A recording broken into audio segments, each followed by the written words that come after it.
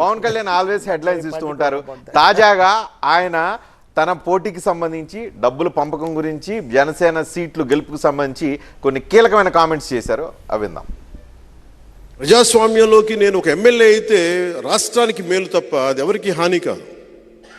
రాష్ట్రంలో నాలాంటి గొంతుకులు ఉండకూడదు. నా కోసం 100 కోట్లు 150 కోట్లు ఓటుకి ₹1,00,000 ఇచ్చుకునేయమని, కుటుంబానికి ₹1,00,000 ఇచ్చుకునేయమని స్థాయిలో మాట్లాడుతూ ఉన్నారు. అంత డబ్బు ఉంది వాళ్ళ దగ్గర.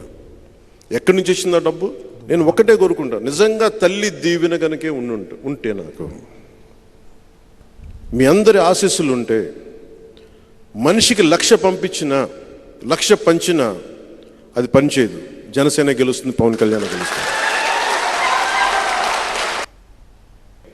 భవిష్యత్తులో కూడా నేను ఒకటే చెప్తాను, ఒకవేళ మోదీ గారు అడిగితే, అమిత్ షా గారు అడిగితే నేను ఎంపీకి వెళ్ళాలంటే మా ఉదయం అడిగి స్వాప్ చేసుకుంటాం ఇద్దరం.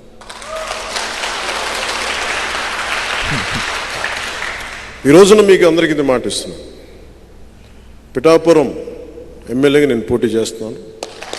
కాకినాడ ఎంపీగా ఉదయ్ గారు పోటీ చేయబోతున్నారు. మా ఇద్దరిని, ఎందుకంటే ఇది గీటురాయి ఎన్నికలు. నిజంగా దశాబ్దం తర్వాత నేను నోరు తెరిచి అడుగుతున్నాను, ఓట్లు వేయమండి, నేను ఓట్లు వేయండి, నాకు నేను హక్కు సంపాదించుకున్నాను. ఈ రోజున మనం లేకపోతే ఈ పొత్తు కూడా ఉండలేని పరిస్థితి. అంత కన్విన్స్ చేశాను జాతీయ స్థాయి నాయకులందరినీ, అంత నిలబడ్డాను, మాట్లాడాను, 2 చేతులైతే నమస్కారం పెట్టి పరిస్థితులు వివరించాను. ఎమ్మెల్యే ఓడిపోయాను, అది కూడా చెప్తున్నాను మీకు.